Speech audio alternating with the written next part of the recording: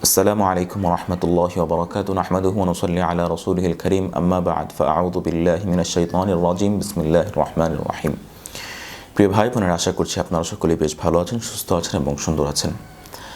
আশা করছি আপনারা সকলেই খবরটি জেনে গিয়েছেন অলরেডি, যেহেতু ন্যাশনাল মিডিয়া থেকে শুরু করে সব ধরনের সোশ্যাল মিডিয়া সব জায়গায় খবরটি চলে এসছে আলহামদুলিল্লাহ, যে আমাদের প্রিয় ভাই আবু তাহা মোহাম্মদ আদনান ভাই চলে এসছে।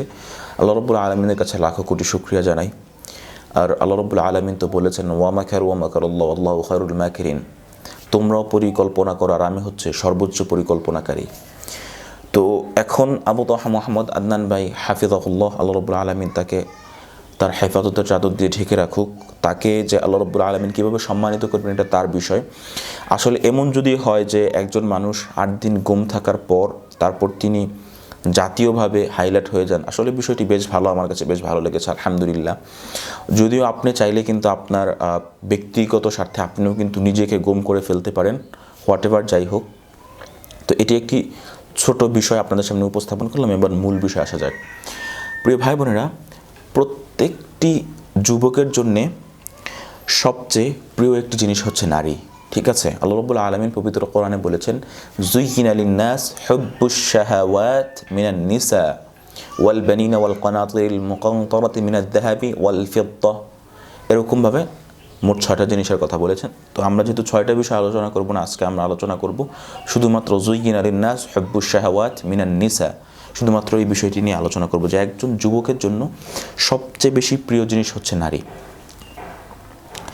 এখন বিষয়টি হচ্ছে কি যে আমাদের পার্সপেক্টিভে আমাদের সামাজিক যে বাস্তবতা, সেই বাস্তবতা যদি আমরা বলি তাহলে দেখা গেছে যেসব কিছু কিছু পরিবার আছে এইসব বিষয়ে অত্যন্ত ছাড় দিয়ে ফেলে, ঠিক আছে? আবার কিছু কিছু পরিবার আছে এইসব বিষয়ে অত্যন্ত কঠোরতা দিয়ে ফেলে। দুটোটাই একজন যুবকের জন্য অত্যন্ত বেশি ক্ষতিকর। যেসব পরিবার এই যে নারী ঘটিত বিষয়গুলোতে বা নারীর সাথে অবাধে মেলামেশা এইসব বিষয়ে অত্যন্ত বেশি ছাড় দিয়ে থাকে, তাদের ক্ষেত্রে কী হয়, তাদের ক্ষেত্রে যুবকরা অবৈধ সম্পর্ক থেকে শুরু করে অবৈধ মেলামেশা যে কোনো কিছুতে তারা জড়িয়ে যায়। অন দি আদার হ্যান্ড, একজন যুবকের ক্ষেত্রে যখন খুব বেশি চাপ দেওয়া হয়, তখন যারা তার এই যে ভালোবাসার বিষয়, তার যে এই যে অত্যন্ত প্রিয় বিষয়, অত্যন্ত প্রিয় বস্তু, এই যে বিষয়টি আছে সেটা যখন তার পরিবারকে সে জানাতে না পারে, তখন সে কিন্তু অত্যন্ত গর্হিত কাজ হতে পারে, সেটা মাস্টারবেশন হতে পারে, সে পরনারী আসক্ত হওয়া, মানে আপনার হচ্ছে মা বাবার অগোচরে বা তার ফ্যামিলির অগোচরে, তার পরিবারের অগোচরে, আত্মীয় স্বজনের অগোচরে, এবং হচ্ছে ইভেন দো এটা এতটা মারাত্মক পর্যায়ে যায়, ইভেন দো প্রস্টিটিউটের কাছেও পর্যন্ত তারা কিন্তু যেতে পারে। তো একদিকে হচ্ছে যে আপনার অত্যন্ত বেশি ছাড় দেয়া, অন্যদিকে হচ্ছে অত্যন্ত বেশি চাপে রাখা। নারী ঘটিত বিষয়গুলো বা নারী যে পুরুষের জন্য আদৌ একটা মানে অত্যন্ত আপনার হচ্ছে লোভনীয় বস্তু বা অত্যন্ত হচ্ছে প্রিয় বস্তু, অত্যন্ত ভালোবাসার একটা জিনিস, এটা প্রত্যেকটা মা বাবার তাকে যখন সে আস্তে আস্তে যখন টিনেজ থেকে বড় হতে থাকে, তখন এই বিষয়গুলোতে তাদের ছাড় দেওয়া মিন্স, আমি এটা বোঝাতে চাচ্ছি যে এটা বোঝানো যে এটা তোমার এই বিষয়টা, তুমি যেহেতু পুরুষ মানুষ তোমার এই বিষয়টা হবেই, এটাই স্বাভাবিক। এবং তার যে ইমোশনগুলা, এই বিষয়গুলো মা বাবাদের বোঝা উচিত, ঠিক আছে? কারণ এই বিষয়গুলো যখন একজন মা বাবা বোঝেন, তখন কিন্তু তার যে চাহিদাগুলো, সেই চাহিদাগুলো তারা পরবর্তী যে স্টেপ আছে, বিয়ে হোক বা আস্তে আস্তে বিয়ের দিকে ধাবিত করা, সেই স্টেপগুলোর দিকে যেতে খুব সুবিধা হয়।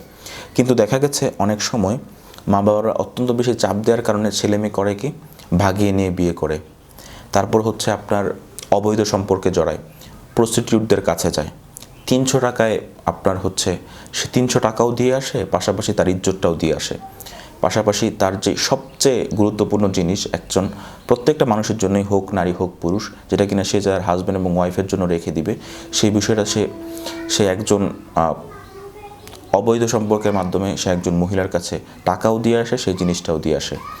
তো এই দোনোটাই কিন্তু এই জাতির জন্য অত্যন্ত বেশি গর্হিত এবং অত্যন্ত বেশি ঝুঁকিপূর্ণ কাজ, ঠিক আছে?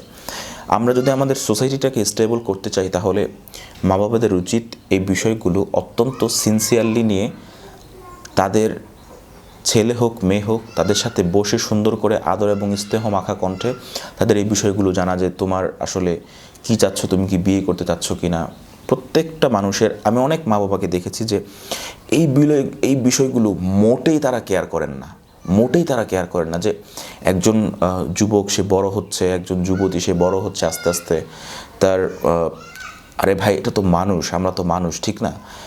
ধর্মের নামে হোক বা তথাকথিত বিভিন্ন ইয়ের নামে হোক, মানে এই বিষয়গুলো এমনভাবে তারা সেন্সরশিপ করেন, মনে হয় যে মানে একজন যুবকের বোধহয় নারীর প্রতি আকৃষ্ট হওয়া এটা বোধহয়, আরে ভাই আল্লাহ রাব্বুল আলামিন বলছেন কোরআন শরীফে, যুইকিনা লিন-নাস হুব্বুশ শাহাওয়া, একজন যুবকের জন্য প্রচণ্ড ভালোবাসার বিষয়, প্রচণ্ড আকর্ষণের বিষয় হচ্ছে একজন নারী, ঠিক আছে? এখন আমরা করছি কি, এই যে ভালোবাসার বিষয়টা, এটা যে পদ্ধতিতে যাওয়ার দরকার, প্রথমত আমরা সেই পদ্ধতিটাকে আমরা বিলুপ্ত করে দিচ্ছি। সেটা হচ্ছে একমাত্র বিয়ে। এই বিয়ের যে পদ্ধতিটা আছে আমরা সেটা বিলুপ্ত করে দিচ্ছি। আমরা যুবকদের মন মানসিকতা, তাদের স্নেহ ভালোবাসার বিষয়গুলো আমরা জানতে মোটেই চেষ্টা করছি না। শুধুমাত্র কবে তারা ইনকাম করবে, শুধুমাত্র কবে তারা পায়ে প্রতিষ্ঠিত হবে, শুধুমাত্র সেই বিষয়ে আমরা মা বাবারা শুধুমাত্র সেই বিষয় নিয়ে ব্যস্ত, কবে তারা প্রতিষ্ঠিত হবে, কবে তার, অথচ তার ইজ্জত যে শেষ হয়ে যাচ্ছে, সে যে তার ইজ্জত বিক্রি করে দিচ্ছে, তার মধ্যে দিয়ে পুরুষত্ব বলতে আর কিছু থাকছে না, এই বিষয়ে মোটেই মা বাবারা কেয়ার করছেন না। তাই একজন যুবকের জন্য সবচেয়ে বেশি প্রিয় বস্তু হচ্ছে একজন নারী। তাই এই বিষয়টি অত্যন্ত সচেতনতার সাথে এবং অত্যন্ত গুরুত্বের সাথে মা বাবাদের বিবেচনা করা উচিত।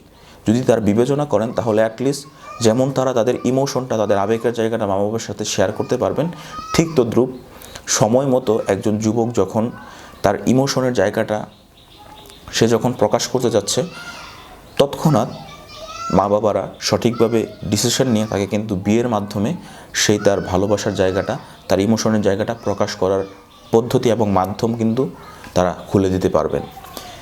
তাই ভালো থাকবেন, সকলে আমার জন্য দোয়া করবেন। ওয়া আখির দাওয়ানা আলহামদুলিল্লাহি রাব্বিল আলামিন, সুবহানাকাল্লাহুম্মা ওয়া বিহামদিকা নাশহাদু আল্লা ইলাহা ইল্লা আনতা নাস্তাগফিরুকা ওয়া নাতুবু ইলাইক। আসসালামু আলাইকুম ওয়া রাহমাতুল্লাহি ওয়া বারাকাতুহু।